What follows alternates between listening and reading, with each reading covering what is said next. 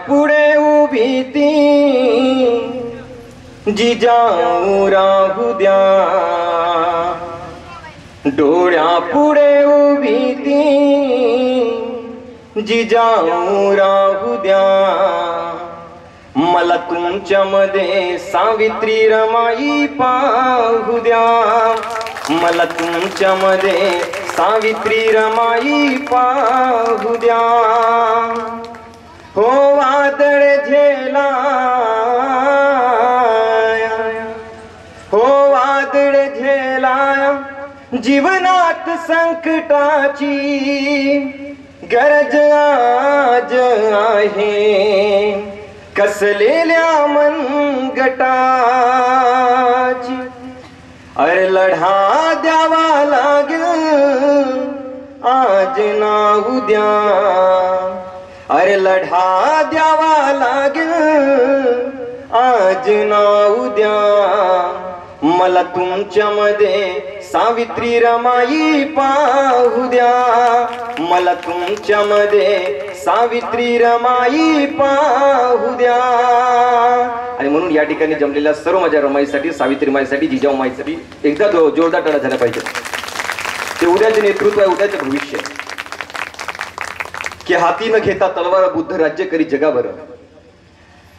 ज्या काळात संपूर्ण विश्वामध्ये शांती, अशांती, अंधश्रद्धा आणि अधर्म यांचा प्रचंड स्तोम माजलेला होता, त्या काळात संपूर्ण विश्वाला शांतीचा आणि अहिंसेचा मार्ग दाखवणारे महाकारुणिक तथागत गौतम बुद्ध, ज्यांच्या कुशीतून या स्वराज्याचे हे देखणं स्वप्न साकार झालं, अशा राष्ट्रमाता, राजमाता, स्वराज्य संकल्पिका मासाहेब जिजाऊ, ज्या महापुरुषानं स्वराज्याचे हे देखणं स्वप्न आपल्या खांद्यावरती घेतलं आणि पेललं, असे क्षत्रिय कुलावतंस कुडवाडी भूषण सिंहासनाधीश्वर छत्रपती शिवाजी महाराज. आणि ज्या महापुरुषाचे नाव घेतलं की आम्हा तरुणाच्या नसा नसाती रक्त असा खवड्याला वेळ लागत नाही, असा रौद्र संभव अजिंक्य योद्धा छत्रपती संभाजीराजे, या महापुरुषांना मी प्रथमतः अभिवादन करतो. बोला छत्रपती शिवाजी महाराज की, बोला छत्रपती संभाजी महाराज की. अरे टिळा टोपी घालून म्हणती आम्ही साधू, दया धर्म चित्ती नाही ते जाणावे भोंदू. वारकरी संप्रदायाचे कडस, अध्यात्माचे कडस, माऊली संत श्रेष्ठ तुकाराम महाराज. तुमचे कपडे फाटके असतील तरी चालेल, पण तुमचे विचार मात्र फाटके असू नयेत. पण फाटक्या कपड्यावरती सुद्धा विचारांच्या सर्वोच्च शिखरावरती पोहोचलेले दोन महामानव, राष्ट्रसंत तुकडोजी महाराज व राष्ट्रसंत गाडगे बाबा यांना सुद्धा अभिवादन करतो. अरे पशु का होता पनैया नरका कचून होय. म्हणजे जनावरांच्या चामड्यापासून पायातले जोडे, पायातले चप्पल तरी बनवता येतात, मग माणसाच्या चामड्याचा कुठे उपयोग. हे सांगताना संत कबीर असे म्हणतात की पशु का होता पनैया नरका कचून होय, पर एक बार नर करणी करे तो नरका नारायण होय. काळाच्या पुढे असलेले पुरोगामी विचारांचे हिंदी कवी, संत साहित्यिक संत कबीरदासजी महाराज. विद्येविना मती गेली, मती विना नीती गेली, नीती विना गती गेली, गती विना वित्त गेले, वित्ता विना शूद्र खचले. अरे एवढे अनर्थ एका विद्येने केले असं सांगून या अंधारात चाचपडणाऱ्या समाजात ज्ञान ज्योतिलाव शिक्षणाची ज्योत प्रज्वलित करणारे, स्त्री शिक्षण, समानता आणि स्वातंत्र्य यासाठी आयुष्यभर झटणारे आणि जगात छत्रपती शिवाजी महाराजांची पहिली शिवजयंती 1869 साली साजरी करणारे क्रांती सूर्य महात्मा ज्योतिबा फुले, स्त्री शिक्षणाची आद्य देविका क्रांती ज्योती माता सावित्रीबाई फुले, लोकमाता अहिल्याबाई होळकर, आरक्षणाचे आद्यजनक राजश्री छत्रपती शाहूजी महाराज.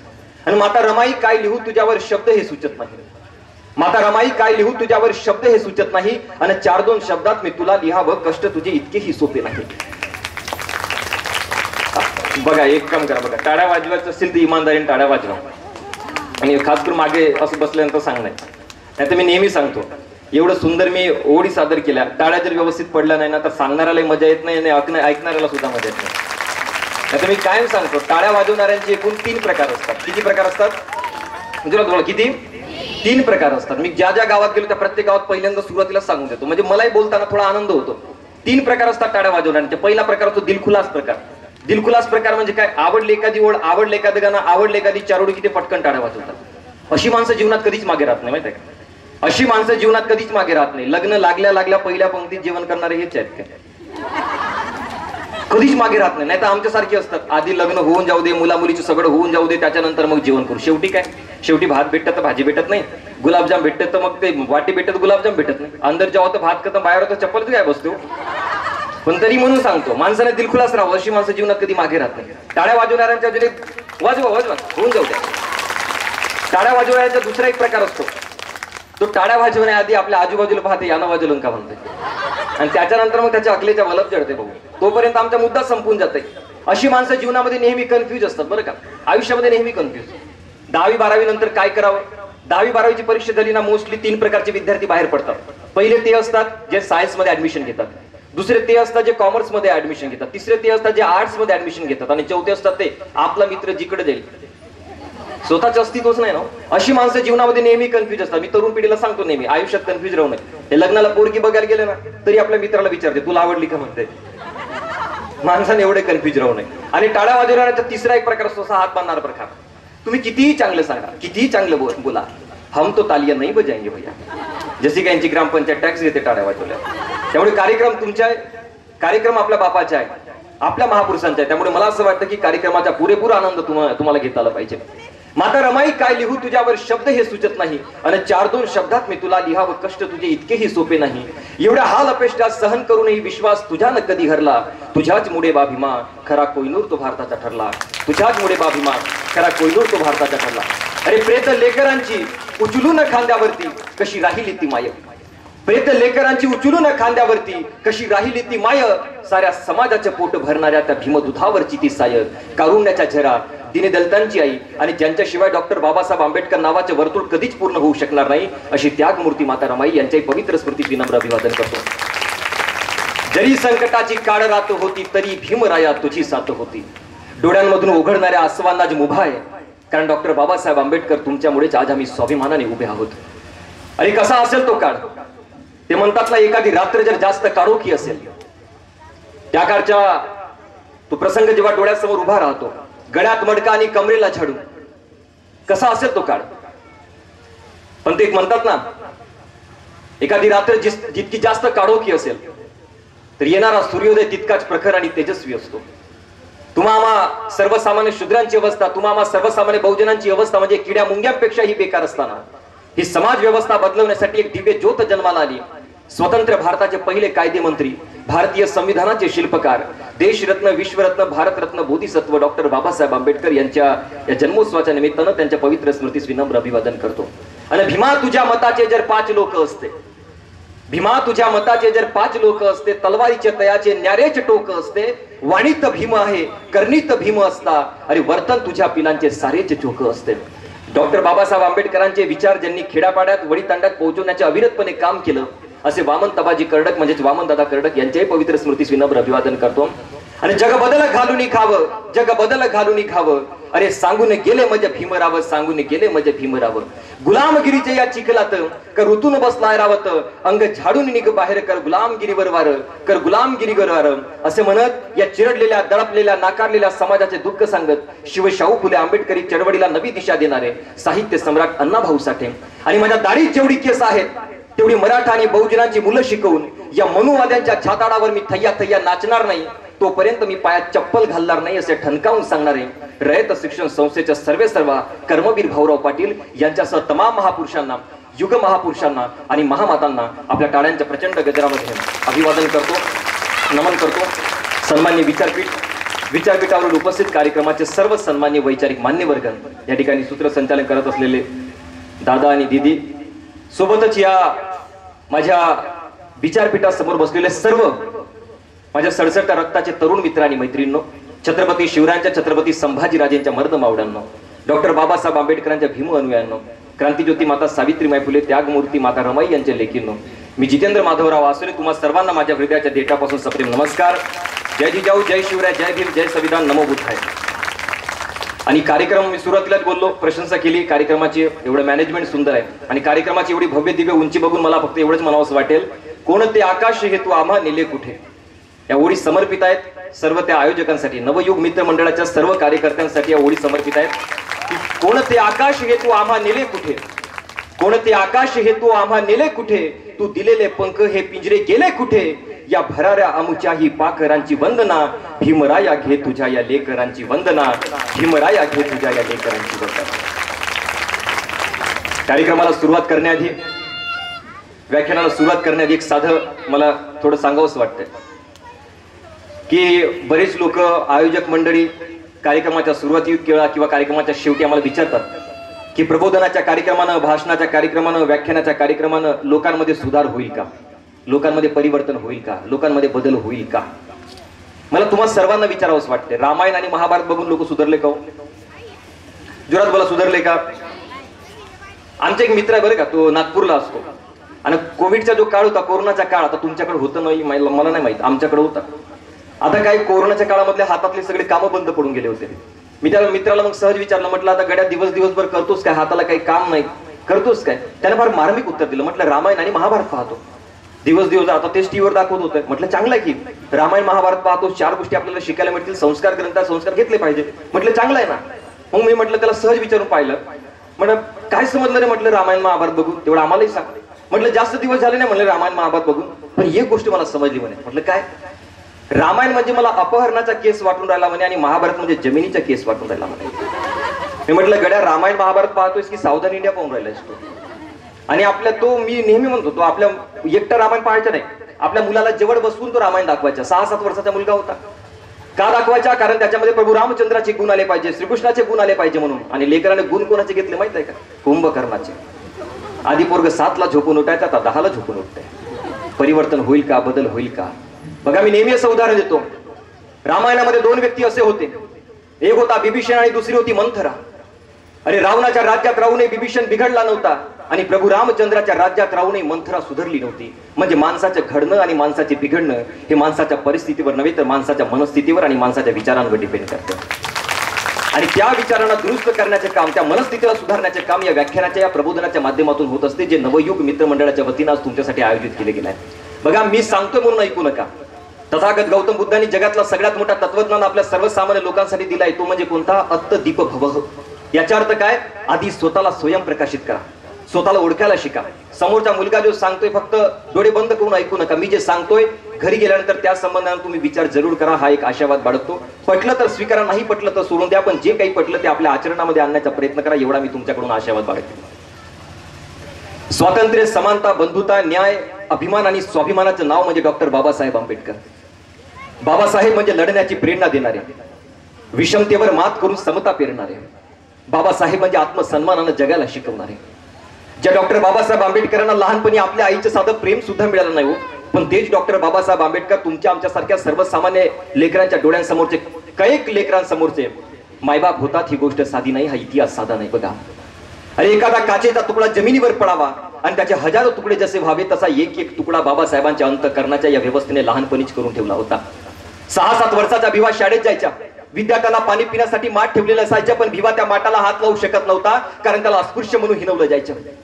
दुपारी फडक्यात बांधून आणलेली भाजी भाकरी उन्हामुळे कडक होऊन जायची, खाताना घशाला कोरड पडायची, घशातला घास घशातच अडकायचा आणि सपाटून तहान लागायची.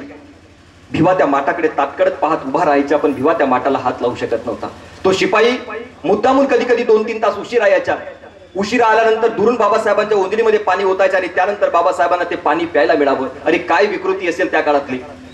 जी हिंदू धर्म संस्कृती वसुधैव कुटुंबकम या तत्वावर चालते साहेब, पण विचार करा, त्याच तत्वाच्या आधारावर एका तहानलेल्या लेकराला पाणी न देणे जर ही त्या काळची परिस्थिती झाली असेल, तर विचार करा त्या काळच्या सर्वसामान्य लोकांना किती हाल अपेष्टा सहन करावं लागल्या असतील. पण हाच तो वर्गाबाहेरचा भिवा, हाच तो पाण्यासाठी ताटकळत उभा राहिलेला भिवा जगाच्या इतिहासातला सर्वात मोठा ज्ञानवंत आणि ज्ञानसूर्य होतो, जगाच्या इतिहासातला सर्वात मोठा प्रज्ञावंत होतो. मग आज तर मुलांकडे सगळं काही आहे. तहान भागेपर्यंत पाणी पिऊ शकता, पोट भरेपर्यंत जेवू शकता, वाटेल त्या कॉलेजामध्ये तुम्ही ऍडमिशन घेऊ शकता, पण तेवढ्याच पोट तिडकीनं आजची पोरं शिकतायत का? हा महत्वाचा प्रश्न आहे. आणि दुसऱ्या बाजूला जर पाहायला गेलं तर डॉक्टर बाबासाहेब आंबेडकरांच्या आदर्श डोळ्यापुढे ठेवून कित्येक पोरं विदेशामध्ये शिकतायत, मोठमोठ्या कॉलेजामध्ये त्यांनी ऍडमिशन घेऊन स्वतःचं आयुष्य व्यवस्थित केलंय. ही डॉक्टर बाबासाहेब आंबेडकरांना मिळालेली खरी आदरांजली आहे. किंवा असं म्हणतात, प्रणय शतलज नावाचा कवी असं म्हणतो की अपने पढ़ाई के दम पर वो सीने पर चढ़ रहे हैं, अपने पढ़ाई के दम पर वो सीने पर चढ़ रहे हैं, देखो गौर से वो अपने बाप की जंग लड़ रहे हैं. अरे जिसको रखा था क्लास के बाहर बिठाकर, उसी भीमराव के बेटे आज फॉरेन में पढ़ रहे हैं. ही ताकद आहे डॉक्टर बाबासाहेब आंबेडकर नावाच्या शब्दाची. ही ताकद आहे. परदेशामध्ये शिकताना बाबासाहेबांकडे पैसे कमी आहेत म्हणून बाबासाहेब आंबेडकर एका पावाच्या तुकड्यावर आणि पाण्याच्या घोटावर आपली भूक भागवत होते. अरे पैसा कमी होता, खिशात पैसा नव्हता म्हणून डॉक्टर बाबासाहेब आंबेडकरांच्या मुलांची मृत्यू होते. डॉक्टर बाबासाहेब आंबेडकरांचा मुलगा होता राजरत्न नावाचा, आणि त्याची अचानकच अशी मृत्यू झाली. आणि नेमकं त्याच दिवशी डॉक्टर बाबासाहेब आंबेडकरांना गोलमेज परिषदेसाठी लंडनला जायचे होतं. बाबासाहेबांचा भाऊ, मोठा भाऊ धावत आला आणि म्हणाला, अरे भिवा, आपला राजरत्न आता आपल्यात राहिलं नाही, तो आपल्याला सोडून निघून गेलाय. काय वाटलं असेल व त्या बापाला? तुमच्या आमच्यासारख्या सर्वसामान्य लेकराचा बाप असला असता तर त्या लेकरासाठी फेकून दिली असती दुनियाभरची कामं आणि पहिल्यांदा लेकरासाठी धावून गेला असता. पण बाबासाहेबांनी स्वतःच्या आवंडा गिळला, बाबासाहेबांनी स्वतःच्या काळजाचा दगड केला आणि बाबासाहेब दुसऱ्या क्षणी आपल्या भावाला म्हणाले, दादा आज जर मी आपल्या मुलासाठी इथे जर थांबलो तर खूप मोठं नुकसान होऊन जाईल, आज मी माझ्या एका लेकरासाठी थांबलो तर मी माझ्या समाजाचा खूप मोठं नुकसान करून घेईन, आणि आज जर त्या गोलमेज परिषदेसाठी लंडनला जर मी राहिलो नाही तर मी माझ्या लाखो करोडो दलित लेकरांचा मृत्यू होऊन जाईल, आणि म्हणून मी माझ्या एका लेकरासाठी मी माझ्या लाखो करोडो दलित लेकरांना मरू देणार नाही. हे डॉक्टर बाबासाहेब आंबेडकरांचे शब्द आहेत. बाबासाहेबांचे उपकार आपल्यावरती एवढे आहेत, या महापुरुषांचे उपकार आपल्यावरती एवढे आहेत की आपण आपल्या रक्ताने जरी अभिषेक घातला ना या महापुरुषांच्या चरणावरती तरी त्यांच्या उपकारांची परतफेड आपण कधी करू शकणार नाही. बाबासाहेबांचा अजून एक मुलगा होता गंगाधर नावाचा, आणि गंगाधरची जेव्हा मृत्यू झाली तेव्हा डॉक्टर बाबासाहेब आंबेडकर परदेशामध्ये होते. रमाईनं पत्र पाठवला पण बाबासाहेब 1 रुपया सुद्धा आपल्या गंगाधरसाठी पाठवू शकले नाही. जेव्हा गंगाधरची मृत्यू होते तेव्हा त्या गंगाधरच्या प्रेतावर झाकण्यासाठी एक कापड घेण्यासाठी सुद्धा बाबासाहेबांकडे त्यांच्या कुटुंबाकडे पैसे नव्हते. तेव्हा माझ्या रमाईनं स्वतःच्या साडीचा पदर फाडला, त्या प्रेतावर झाकण्यात आला आणि त्यानंतर अंत्यक्रिया करण्यात आली. साहेब तुम्हाला सांगतो की डॉक्टर बाबासाहेब आंबेडकरांनी आपल्या हयातीमध्ये जेवढ्या हालअपेष्टा सहन केल्या, जेवढ्या यातना भोगल्या, जितक्या आव्हानांचा सामना केला, जेवढा विरोध पत्करला तेवढ्या देशातल्या दुसऱ्या कोणत्याही नेत्यानं सहन केला नाही. डॉक्टर बाबासाहेब आंबेडकर म्हणतात की माझ्या विरोधकांनी मला दाबण्याचा खूप प्रयत्न केला, मला छळण्याचा प्रयत्न केला, मला मारण्याचा प्रयत्न केला. डॉक्टर बाबासाहेब आंबेडकर म्हणतात की माझे विरोधक मला घाबरतात.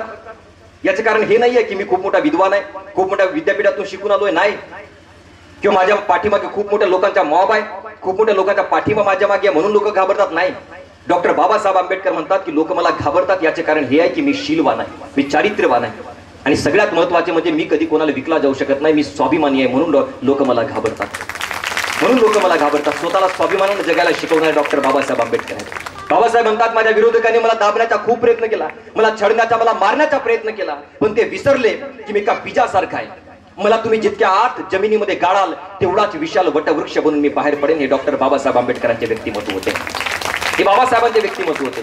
इकडे मी एका भाषणामध्ये बोललो होतो, इकडे मराठवाडा विद्यापीठाला डॉक्टर बाबासाहेब आंबेडकरांचे नाव देण्यासाठी एकूण 17 वर्ष आंदोलन करण्यात आलं होतं. 17 वर्ष. माझ्यासारख्या एका सर्वसामान्य लेकराला प्रश्न पडतो, विद्यार्थ्याला प्रश्न पडतो की डॉक्टर बाबासाहेब आंबेडकरांसारख्या विद्वान व्यक्तीच्या नाव जर तुम्ही त्या विद्यापीठाला देत नसाल, ज्या बाबासाहेब आंबेडकरांना कोलंबिया विद्यापीठानं सिम्बॉल ऑफ नॉलेज म्हणून घोषित केलं, ज्ञानाचा अथांग महासागर म्हणून घोषित केलं, त्या महापुरुषाचं नाव जर तुम्ही एका विद्यापीठाला देत नसाल तर अजून कोणत्या व्यक्तीच्या तुम्ही द्या. आणि महत्वाचे म्हणजे काय, 1994 साली नांदेडमध्ये भरलेल्या एका सभेमध्ये महाराष्ट्रातल्या एका व्यक्तींच्या त्या बाबासाहेबांच्या नाम त्या मराठवाड्या विद्यापीठाला नाम विस्तारासाठी खूप प्रखर विरोध होता. त्यांचे एक वाक्य आहे, कानाचा कोट करून सर्व माझ्या बहुजन समाजाने ते ऐकावं. ते म्हणाले होते 1994 साली नांदेडमध्ये भरलेल्या सभेमध्ये की ज्यांच्या घरामध्ये खायला पीठ नाही त्यांच्या नावाने विद्यापीठ कशाला पाहिजे म्हणून. विचार करा, 1994 साली नांदेडमध्ये भरलेल्या सभेत ते म्हणाले होते की ज्यांच्या घरात खायला पीठ नाही त्यांच्या नावाने विद्यापीठ कशाला पाहिजे म्हणून. पण आज त्या सर्वांना मला सांगणं आहे की ज्या महापुरुषाच्या डॉक्टर बाबासाहेब आंबेडकरांच्या ज्या विद्यापीठाला नाव देण्यासाठी तुम्ही विरोध केला होता त्याच डॉक्टर बाबासाहेब आंबेडकरांची 1 नाही 2 नाही निवड महाराष्ट्रातच नाही तर भारतामध्ये एकूण 14 विद्यापीठ डॉक्टर बाबासाहेब आंबेडकरांच्या नावाने चालतात. 14 विद्यापीठ, आणि तुमच्या 17 पिढ्या बसल्या बसल्या पोहोचतील एवढं त्यांच्या घरामध्ये पीठ भरलाय. साहेब ही पावर आहे डॉक्टर बाबासाहेब आंबेडकर नावाची. डॉक्टर बाबासाहेब आंबेडकरांचा जेव्हा महापरिनिर्वाण झाला, बाबासाहेब आंबेडकरांचा महापरिनिर्वाण झाल्यानंतर आचार्य प्रल्हाद केशव अत्रे यांचा एक लेख 2-3 दिवसामध्ये प्रकाशित झाला, पेपरमध्ये आला. ते डॉक्टर बाबासाहेब आंबेडकरांसाठी असे म्हणत की डॉक्टर बाबासाहेब आंबेडकर म्हणजे धर्म मार्तंडांचा आणि वर्ण वर्चस्वाचा कोतळा फोडून त्याची आतडी बाहेर काढणारे वादनक होय. डॉक्टर बाबासाहेब आंबेडकर म्हणजे ढोंगाच्या डोक्यावर आदळण्यास सदैव सिद्ध असलेली भीमाची गदा होय. डॉक्टर बाबासाहेब आंबेडकर म्हणजे वतनदार सत्ताधाऱ्यांच्या विरुद्ध पुकारलेले एक युद्ध होय. डॉक्टर बाबासाहेब आंबेडकर म्हणजे स्वाभिमानाचा एक धगधगता ज्वालामुखी होते. डॉक्टर बाबासाहेब आंबेडकरांसाठी आचार्य प्रल्हाद केशव अत्रे यांचे शब्द आहेत. आणि म्हणून मी सर्व माझ्या तरुण पोरांना एकच सांगतो, बाळांनो खूप मोठे व्हा, खूप मोठ्या पदापर्यंतच्या. माझ्या दिदी आणि दादा नीट लक्ष देऊ नये का, खूप मोठ्या पदावर जा, वाटेल तर प्रशासनात या, वाटेल तर राजकारणात जा, वाटेल तिथं जा. पण एक गोष्ट तुम्हाला सांगतोय, कितीही मोठे व्हा पण जय भीम बोलायला कधी लाजू नका आणि जय भीम बोलायला कधी घाबरू नका. कारण नीट लक्ष देऊ नये का, जय भीम म्हणजे फक्त हे 2 शब्द नाहीये, तर जय भीम म्हणजे डॉक्टर बाबासाहेबांचा आदर आहे. जय भीम म्हणजे डॉक्टर बाबासाहेबांच्या कष्टाला सलाम आहे.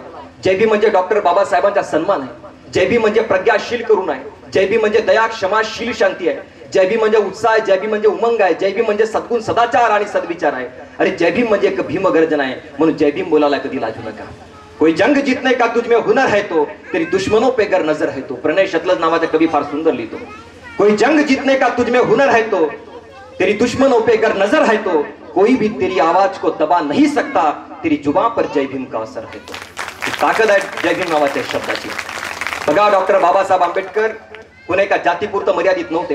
डॉक्टर बाबासाहेब आंबेडकर कोणा एका धर्मापुरतं मर्यादित नव्हते. आज सर्वसामान्य लोकांना असं वाटतं, बाबासाहेब आंबेडकरांची फोटो दिसली तर लोकांना असं वाटतं की बाबासाहेब आंबेडकर म्हणजे त्या एका विशिष्ट वर्गापुरतं मर्यादित करून ठेवलंय आपल्या समाजानं.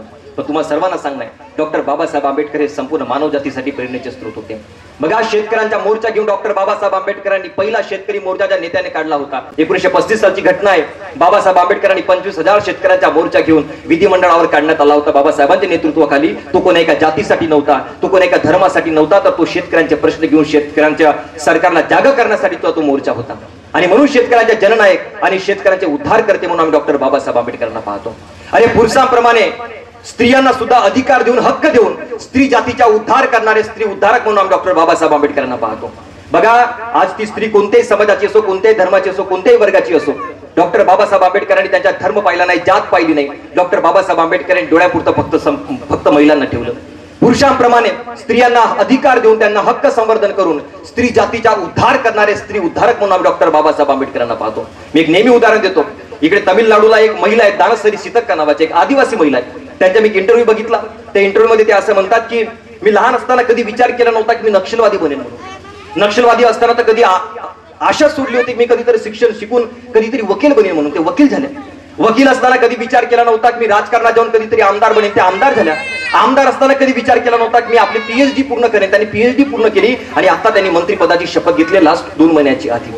डॉक्टर बाबासाहेब आंबेडकरांनी जे स्वप्न आपल्या महिलांसाठी पाहिलं होतं, जे स्त्रियांसाठी जे स्वप्न पाहिलं होतं, ते स्वप्न हे आहे. शिका, संघटित व्हा आणि संघर्ष करा या मूल मंत्राची खरी प्रेरणा जी घेतली असेल तर आजच्या महिलांनी घेतलाय. जे हिंदू कोड बिल पास होत नाही म्हणून डॉक्टर बाबासाहेब आंबेडकरांनी आपल्या मंत्रिपदाचा राजीनामा दिला होता, ते आजच्या स्त्रियांसाठी. आणि म्हणून बघा, घरी गेल्यानंतर कुठेतरी लिहून ठेवा, नाही तर लक्षात ठेवण्याचा प्रयत्न करा. डॉक्टर बाबासाहेब आंबेडकरांनी तुम्हा सर्व घरच्या जेवढ्या स्त्रिया आहेत, महिला आहेत, यांना एकूण 7 अधिकार दिले आहेत. त्यात पहिला अधिकार तो म्हणजे शिक्षणाचा अधिकार. बघा, ज्या मनुस्मृतीनं चूल आणि मूल पुरतं मर्यादित करून ठेवलं होतं आपल्या स्त्रियांना.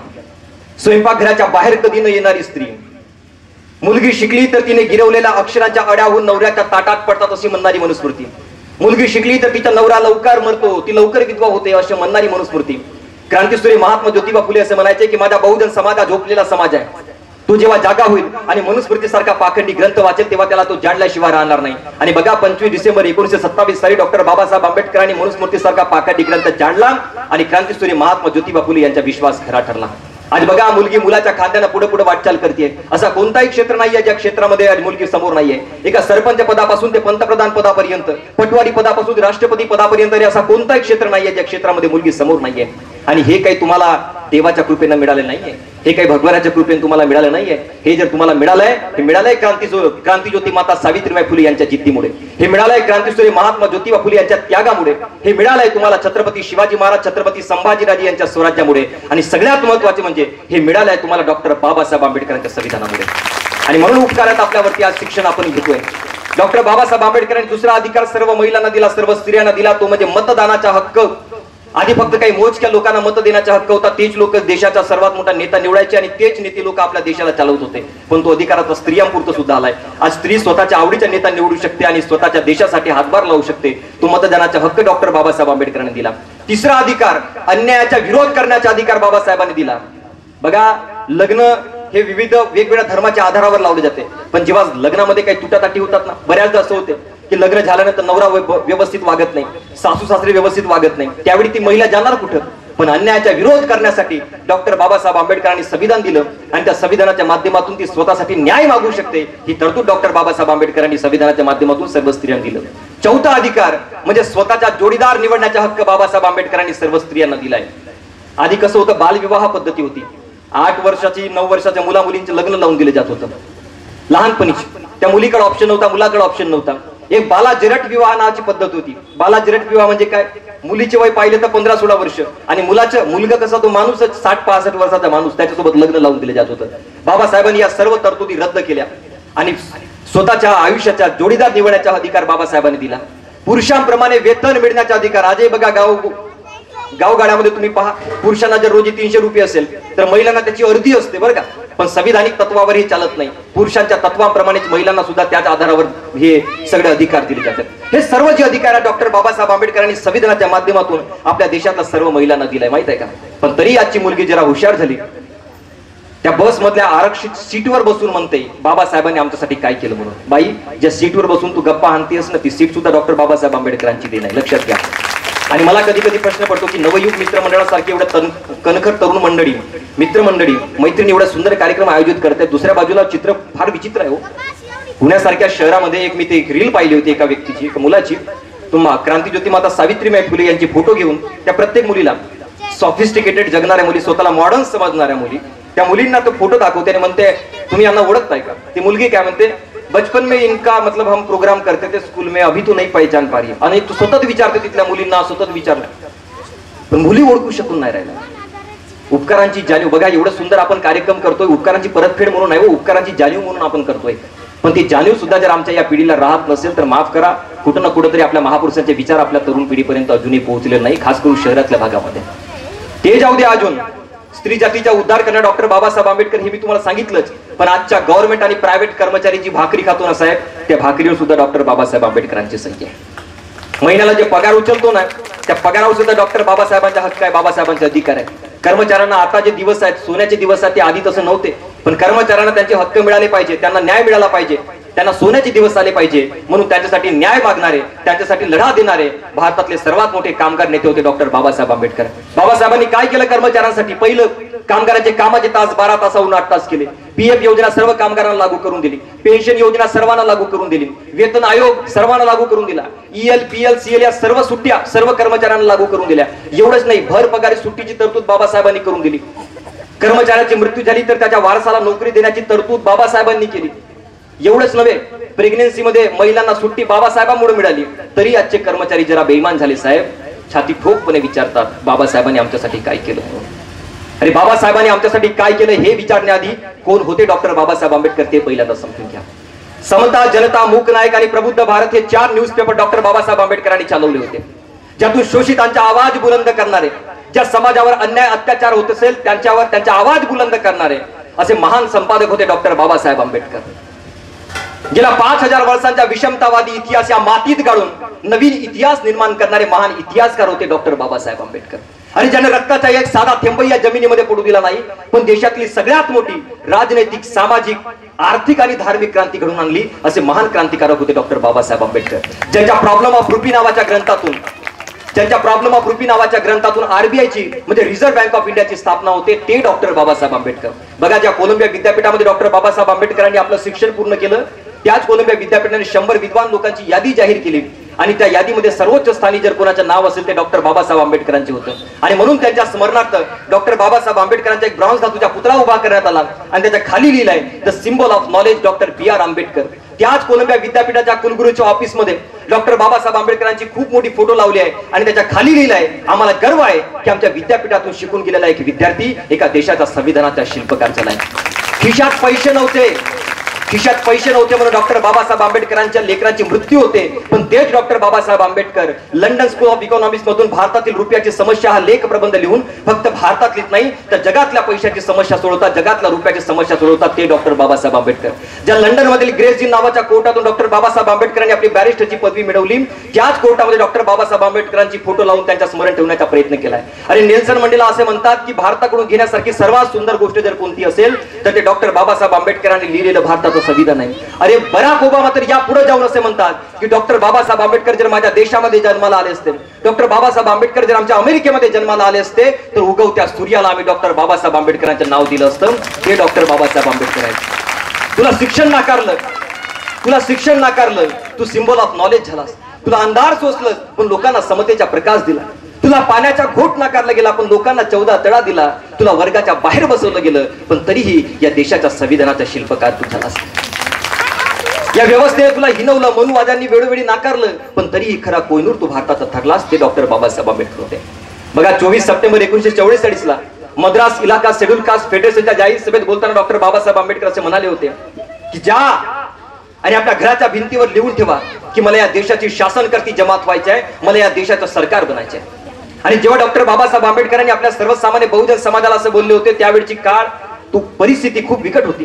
जेव्हा बाबासाहेब सांगतात की स्वतःच्या घराच्या भिंतीवर तुम्हाला लिहावं लागेल, माफ करा पण त्या काळची परिस्थिती एवढी बिकट होती अजून घरं नव्हते, घराला भिंती नव्हत्या और पाय ठेवासाठी सुद्धा जागा नव्हती. पण तरी डॉक्टर बाबासाहेब आंबेडकर आपल्या समाजामध्ये एक विश्वास पेरतात की तुम्हाला स्वतःची घर बांधावे लागतील, त्यासाठी लढावं लागेल, शिकावं लागेल आणि संघर्ष तुम्हाला करावा लागेल. आणि विचार करा त्या काळची परिस्थिती किती विकोपाला होती. गावाच्या वेशीबाहेर टांगलेला आपला समाज, गाव कुसाबाहेर राहणारा समाज, त्या समाजामध्ये डॉक्टर बाबासाहेब आंबेडकर विश्वास पेरतात. आज बघा, आज झोपड्या गेल्या, मजबूत घरं गेले, मग मोठमोठे बिल्डिंग आल्या, मोठमोठे बंगले झाले. पण डॉक्टर बाबासाहेब आंबेडकरांनी दिलेला विचार आजही त्या बंगल्यामध्ये, आजही आपल्या घरामध्ये आणि आजही आपल्या डोक्यामध्ये जिवंत आहे का, हा सगळ्यात महत्त्वाचा प्रश्न आहे. बाबासाहेबांच्या फोटोकडे आपण जेव्हा पाहतो, बाबासाहेबांच्या जेव्हा आपण मूर्तीकडे आपण पाहतो, बाबासाहेबांच्या मूर्तीकडे पाहिल्यानंतर आपल्याला एक गोष्ट दिसते, काय, एका हातामध्ये भारताचं संविधान आहे बाबासाहेबांच्या आणि दुसऱ्या उजव्या हाताने ते कुठेतरी आपल्याला दाखवताना दिसतात. ते पुन्हा पूर्वेकडे दर्शवत नाही बाबासाहेब, पुन्हा पश्चिमेकडे बोट दाखवत नाही बाबासाहेब. डॉक्टर बाबासाहेब आंबेडकर नेहमी आपल्याला समोरची बाजू दाखवतात, नेहमी दिल्लीकडे बोट दाखवतात. का? कारण समोर आहे आपलं भविष्य. डॉक्टर बाबासाहेब आंबेडकर म्हणजे प्रखर व्यक्तिमत्व.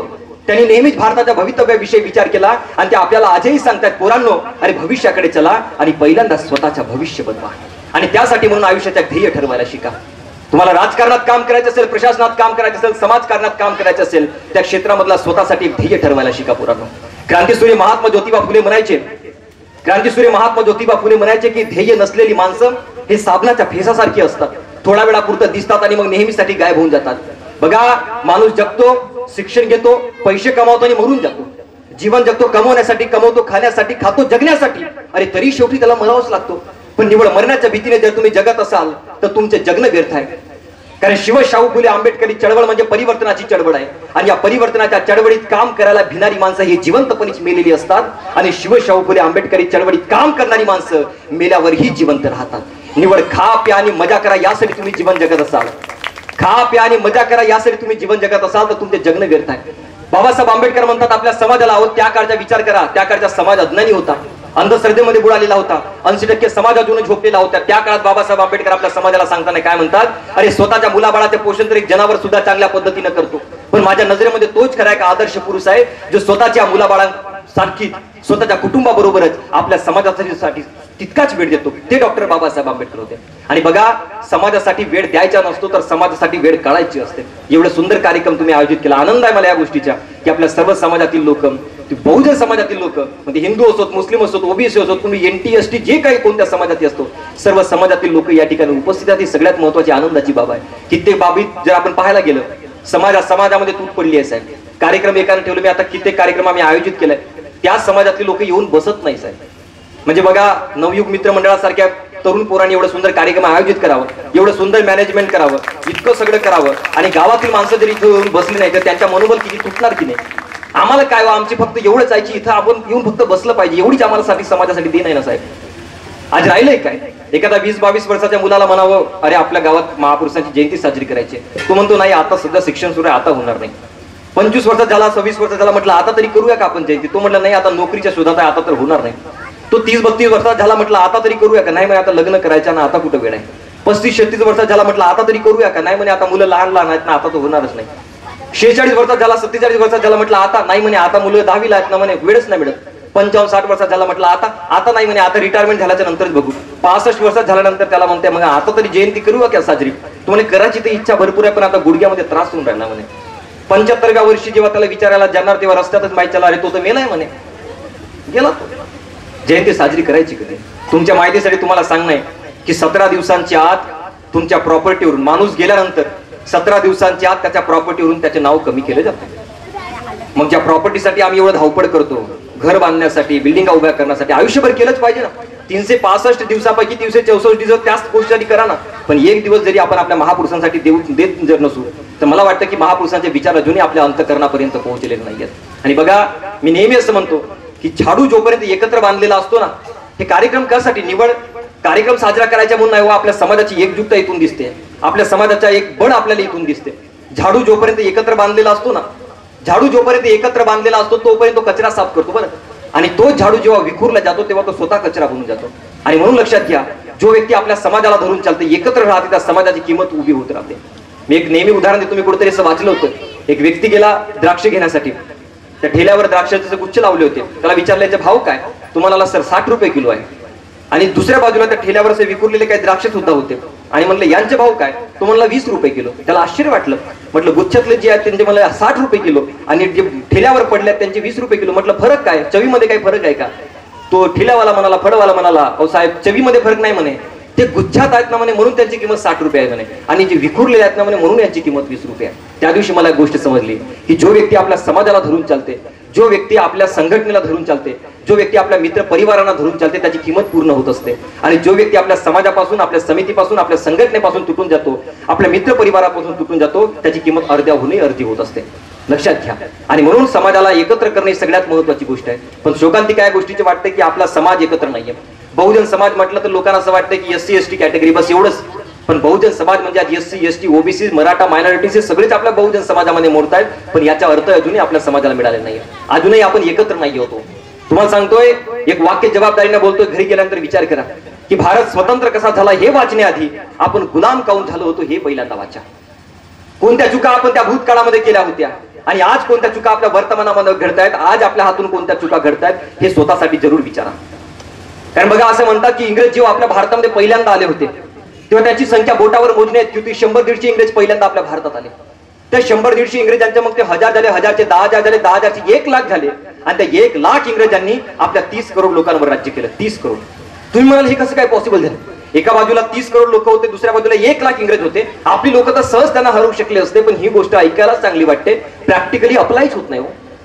कारण सुरुवातीला जे इंग्रज आले होते त्यांनी आपल्या भारतीयांचा विशेष अभ्यास केला आणि अभ्यास केल्यानंतर त्यांना हे समजलं की भारतातल्या लोकांना जाती जातीत, धर्माधर्मात, प्रांताप्रांतात, गरीब श्रीमंतीमध्ये एवढं वाटून टाका, आपापसामध्ये दंगली पेटवून टाका, यांना फोडा आणि मग यांच्यावर राज्य करा. मग हे 30 करोड काय 300 करोड जरी झाले तरी आपल्याला हरवू शकणार नाही.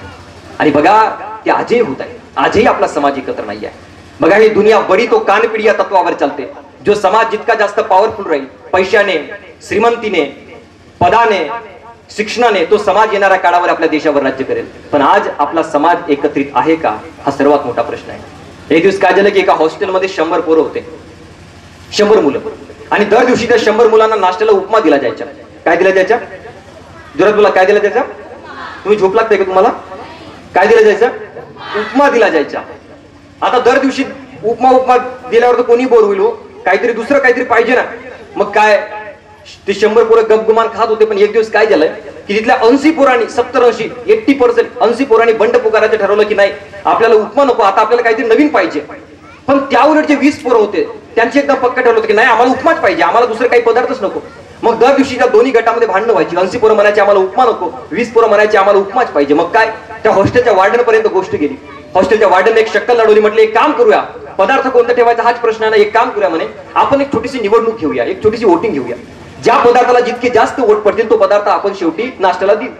मग काय वोटिंग घ्यायचं ठरवलं. त्या 20 पोरांचे एकदम पक्का ठरलं होतं की नाही आपण 100% उपम्यालाच वोट करायचे. 20 पोरांचे एकदम ठरलेलं होतं, त्यांच्यात काही बाचाबाची नव्हती. पण या 80 पोरांचे अजून ठरलेलं नव्हतं की नाश्त्याला नेमकं ठेवायचं काय. काही मुलांचं म्हणणं होतं की नाही मसाला डोसा ठेवूया, काही म्हणायचे इडली सांबार ठेवूया, काही म्हणायचे पोहे ठेवूया, काही जण म्हणायचे अजून दुसरा पदार्थ, काही जण म्हणायचे की मॅगी नूडल्स ठेवूया. यांचं अजूनही ठरत नव्हतं. तर निवडणुकीचा दिवस उजाडला.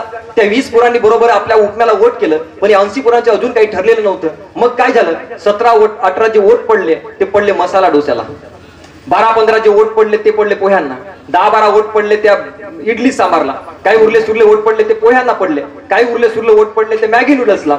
आणि पाहता काय जेव्हा निकालांचे कागद जेव्हा आपल्या हाती आले, ज्या पदार्थाला जितके जास्त वोट पडणार होते तो पदार्थ शेवटी जिंकणार होता. आणि बघा सगळ्यात जास्त वोट पडले त्या उपम्याला आणि तोच पदार्थ मग शेवटी नाश्त्याला दिला जाऊ लागला. एका पहिलीच्या वर्गाला जेव्हा तुम्ही साधं विचारलात की एका बाजूला 80 मुलं आहेत आणि एका बाजूला 20 मुलं आहेत, कोणी जिंकायला पाहिजे, प्रत्येकाच्या त्या लेकराचा उत्तर येईल की 80 मुलं जिंकलं पाहिजे. पण प्रॅक्टिकली ही गोष्ट अप्लाय होत नाही, जस्ट बिकॉज की आपण एकत्र नाही आहोत. आजही आपल्या 80% लोकांवर 20% लोक राज्य करतात. त्यामागे कारण एकच की आपण अजूनही एकत्र नाही आहोत. ही सगळ्यात मोठी शोकांतिका आहे. आणि बघा आज कशाला तरी आज आपण एवढं हुशार झालो की महापुरुषांची आपण वाटण्या करून टाकले. आज कशाला तरी डॉक्टर बाबासाहेब आंबेडकरांचे नाव द्या, माता रमाईंचे नाव द्या, म्हणजे बौद्ध बांधवांना खुश करता येतं. आज कशाला तरी एखाद्या अहिल्यामाईंचे नाव द्या, धनगरांना खुश करता येतं. कशाला तरी भगवान बाबांचे नाव द्या, वंजारी मतदार खुश करता येतं. कशाला तरी छत्रपती शिवराय, छत्रपती संभाजी राजांचे नाव द्या, मराठ्यांना खुश करता येतं. कशाला तरी बिरसा मुंडांचे नाव द्या, म्हणजे आदिवासी बांधवांना खुश करता येतं. म्हणजे याचा अर्थ काय, प्रत्येक महापुरुषाला ज्या त्या जातीपुरतं आणि ज्या त्या धर्मापुरतं वाटून टाका. म्हणजे काय, ज्या ज्या समाजाच्या आपण एक पुतळा दिला की ती लोक तेवढ्या पुरतच खुश राहतील. म्हणजे जातीच्या आणि धर्माच्या अस्मितेची भांग आपल्या सर्वसामान्य लोकांना पाजली जात आहे, पण अजूनही आपल्या ते लक्षात येत नाहीये. तर एक कृती तुम्ही घरी गेल्यानंतर करा, एक प्रयोग तुम्ही घरी गेल्यानंतर करा. या सर्व महापुरुषांना, ज्या ज्या महापुरुषांना तुम्ही मानता त्या महापुरुषांचे तुम्ही आत्मचरित्र वाचा. आत्मचरित्र वाचायची वेळ नसेल तर त्या महापुरुषांचे तुम्ही जात कास्ट काय होती ते पहिल्यांदा पाहून घ्या. तुम्हाला एक गोष्ट समजेल. मग ते तथागत गौतम बुद्ध असो, छत्रपती शिवाजी महाराज असो, डॉक्टर बाबासाहेब आंबेडकर असो, अण्णाभाऊ साठे असो, या सर्व महापुरुषांची जात एक नव्हतीच आहे. या सर्व महापुरुष एका जातीचे नव्हते, पण एका विचाराचे होते आणि त्यांचे विचार हे समाजाला जीवनदान देणारे होते. आणि म्हणून तुम्हाला सांगणार की या महापुरुषाच्या जातीचा विचार न करता त्यांच्या समाजाने त्यांच्या विचारांचा विचार करून त्यांच्या विचारांनी एकत्र येणे काळाची सगळ्यात मोठी गरज आहे, सगळ्यात मोठी गरज आहे. कारण सरकारी दवाखान्यामध्ये मरणारी लोक हे दलित, धनगर, माडी, मराठा, मातंग, हिंदू, मुस्लिम, कुणबी सगळे आहेत, पण बोलणार कोण? आज चांगली शाळा नाही, चांगलं शिक्षण नाही, चांगलं कॉलेज नाही किंवा चांगलं हॉस्पिटल्स नाही आहेत, पण आम्हाला आनंद आहे का? कारण सरकार आमच्या जातीच्या माणसाचा पुतळा उभं करते, बस एवढंच. मी मध्यंतरी एका भाषणामध्ये बोललो होतो की महाराष्ट्रातल्या 15,000 जिल्हा परिषदेच्या शाळा बंद पाडण्यात आल्या. 2023 चा डाटा आहे साहेब. आज खेडापाड्यातलं जेवढे काही शिक्षण जिवंत आहे तर फक्त जिल्हा परिषदेच्या शाळांमुळे. सर्वसामान्य शेतकरी माणूस कुठून वर्षाला 50-60 हजार रुपये दिलो. तुम्ही आम्ही सर्वजण ज्या जिल्हा परिषद शाळेतून बाहेर आलो त्या जिल्हा परिषद शाळा आज बंद पडत आहेत. महाराष्ट्रातल्या 15,000 जिल्हा परिषदेच्या शाळा 2023 मध्ये बंद पाडण्यात आल्या आणि 18,000 नवीन दारूची दुकानं सुरू करण्यात आली. म्हणजे ही काय आमची प्रगती आहे का? म्हणजे शिक्षणापेक्षा इथं दारू जर महत्वाची असेल, अरे ज्या देशाची जीडीपी दूध विकून नाही तर दारू विकून मोठी होणार असेल, अरे तो देश महासत्ता जरी झाला तरी तो कोणत्या तत्वावर होणार हो? बघा, दक्षिण आफ्रिकेच्या एका विद्यापीठाच्या प्रवेशद्वाराच्या भिंतीवर कोणीतरी लिहून ठेवलं होतं की देशाला जर बर्बाद करायचं असेल तर कुठल्याही आतंकवाद्यांची गरज नाही, देशाला जर बर्बाद करायचं असेल तर कुठल्याही नक्षलवाद्यांची गरज नाही. अरे देशाला बर्बाद करायचं असेल तर फक्त एक काम तेवढं करा की त्या देशाच्या शिक्षण व्यवस्थेवर डायरेक्टली वार करा. म्हणजे काय करा, त्या पोरांना कॉपी करण्याची मोकळीक द्या, शिक्षणाचा दर्जा खालावून टाका, या महापुरुषांचा इतिहास आपल्या लेकरांपर्यंत पोहोचू देऊ नका. मग काय, अशा शिक्षण व्यवस्थेतून तयार झालेला डॉक्टर हा लोकांचा इलाज बरोबर करू शकणार नाही. असा शिक्षण व्यवस्थेतून तयार झालेला इंजिनियर हा बांधकाम बरोबर करू शकणार नाही. असा शिक्षण व्यवस्थेतून तयार झालेला राजकारणी हा लोकांसाठी बरोबर राजकारण करणार नाही. देश आपोआप बर्बाद होईल. आणि असेच चित्र मला देशामध्ये सध्या पाहायला मिळतंय. बघा, कोरोनाच्या काळामध्ये तुमच्याकडे काय होतं मला नाही माहित, पण आमच्या भागाकडे शिक्षकांना लपून छपून आपल्या पोरांना शिकवावं लागत होतं, माहित आहे का? लपून छपून पोरांना शिकवावं लागत होतं. आणि नेते मंडळी मात्र खुलेआम रॅली काढत असतील. त्या दिवशी मला प्रश्न पडला की ज्या देशामध्ये शिक्षकांना लपून छपून पोरांना शिकवावं लागत असेल आणि नेते मंडळी मात्र खुलेआम रॅली काढत असतील, तो देश खरंच महासत्ता होणार का? अरे शिक्षा के जहाज बड़े ही शौक से डुबाए जा रहे हैं, स्कूलों को बंद करके लोगों को रेडियो में बुलाए जा रहे हैं. अरे तू कब तक फ्री के राशन का मजा लेता रहेगा आम आदमी? तेरे बच्चे जिस्म से नहीं दिमाग से अपाहिज बनाए जा रहे हैं. आणि म्हणून पोलिओ फक्त शरीराला होत नाही, लक्षात घ्या. पोलिओ फक्त आपल्या शरीराला होत नाही तर पोलिओ आपल्या मेंदूला सुद्धा होतोय. आणि तेच आपल्या सध्याच्या व्यवस्थेमध्ये आपल्या लेकरांना केलं जात आहे. या गोष्टीचे आपण भान ठेवायला पाहिजे. डॉक्टर बाबासाहेब आंबेडकर म्हणतात की दुःखातून ज्याला सुटका पाहिजे असेल त्याला लढावं लागेल आणि ज्याला लढायचं असेल त्याला अगोदर शिकावं लागेल. कारण अनपढ होऊन जर तुम्ही लढाई केला तर तुम्ही पहिल्या झटक्यामध्ये हराल. Education is the most powerful weapon to change the world. शिक्षा एक ऐसी ताकद है जो पूरी दुनिया को बदल सकती है. आणि बघा, बाबासाहेब आंबेडकर म्हणायचे की उपाशी राहिल्याने माणूस जसा अशक्त होऊन लवकर मरतो तसं शिक्षणाच्या अभावाने माणूस हा जिवंतपणे दुसऱ्याचा गुलाम होऊन बसतो. आणि एकदा का गुलामीची सवय माणसाला झाली की तो स्वतःची ताकद विसरून जातो. आणि म्हणून डॉक्टर बाबासाहेब आंबेडकर म्हणायचे, गुलामाला गुलामीची जाणीव करून द्या तेव्हाच ते बंड करून उठतील. आणि बघा, गुलामी दोन प्रकारची असते. एक असते शरीराची गुलामी आणि दुसरी असते विचारांची गुलामी.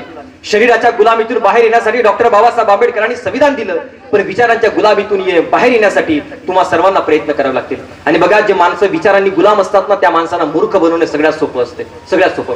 मला कधी कधी प्रश्न पडतो की त्या काळामध्ये इथून जर 100 वर्षाच्या आधीच्या काळ पाहिला तर त्या काळात अज्ञानता खूप मोठ्या प्रमाणात होती, अंधश्रद्धा मोठ्या प्रमाणात होती. त्या काळात लोकांना मूर्ख बनवणं सोपं होतं, मान्य करतो. पण आज तर आपण सगळे हुशार झालो. हातामध्ये स्मार्टफोन आहे आणि तुम्हाला सांगतो हातात स्मार्ट ठेवल्यानं कोणी स्मार्ट बनत नाही. पण तुमच्यासाठी सांगतोय, एवढं सगळं प्रगतशील असून सुद्धाही आपल्या लोकांना मूर्ख बनवणं किती सोपं आहे.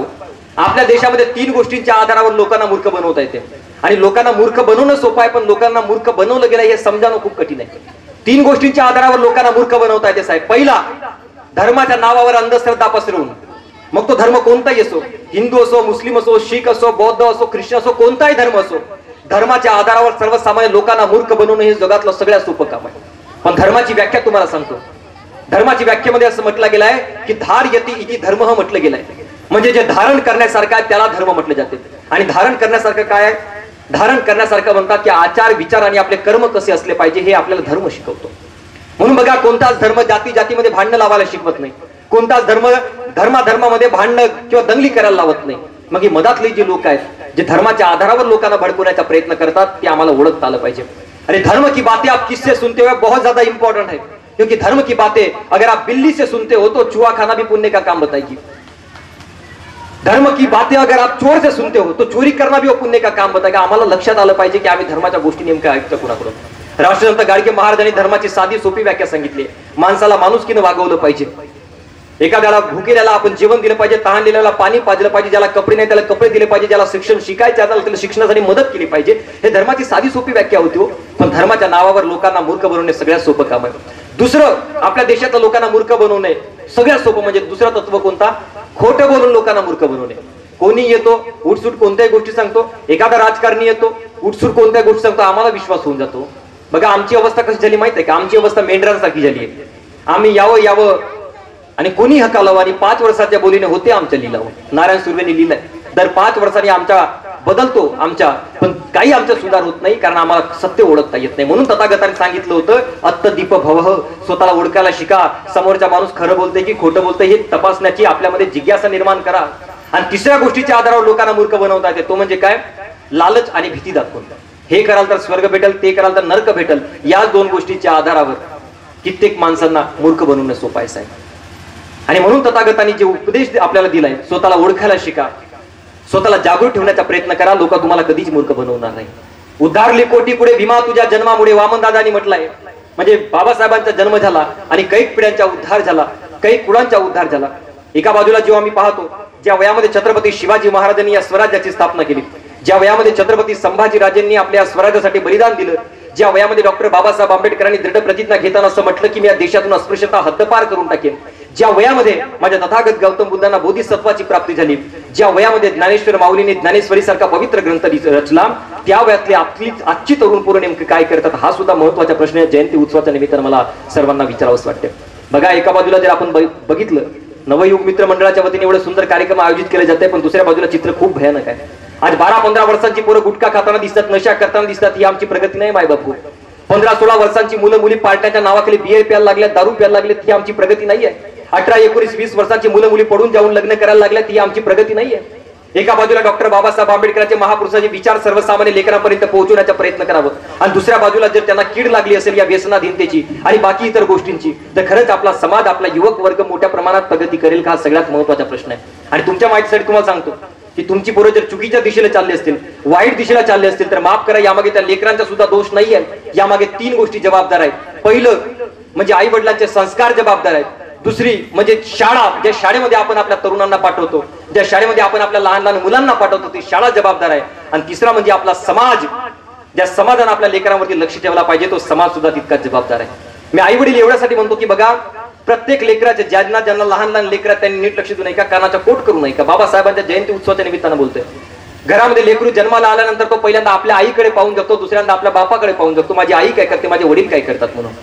आमच्या घरी काय झालं माहित आहे का, की आमचे सर्व महापुरुषांचे फोटो लावले. एक पोरगा आला, कॉन्व्हेंटमध्ये शिकणारा पोरगा आपल्या आजी सोबत आला, 10-11 वर्षाचा मुलगा असेल. त्याने सर्व महापुरुषांच्या फोटोकडे बघितलं, एकही फोटोला तो ओळखू शकला नाही. तो म्हणाला, भैया ये किसकी फोटो आहे म्हणे, बहुत सारी फोटो लगे. म्हटलं एकाला ओळखता येत नाही का?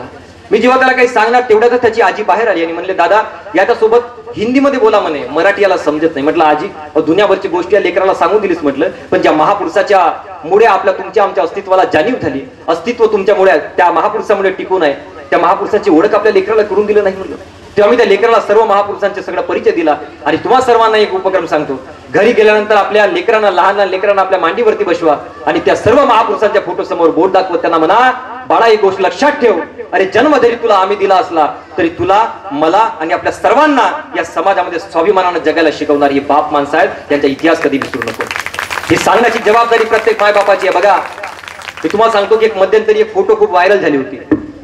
इकडे कुठं चैत्यभूमीवर काढली गेली की दीक्षाभूमीवर मला नाही माहित, पण एक धोतर नेसलेला म्हातारा बाप, त्याच्या डोईवर पुस्तकांचं एवढं मोठं गाठोडं होतं आणि त्या गाठोड्यामध्ये डॉक्टर बाबासाहेब आंबेडकरांची पुस्तक होते, संविधान होतं.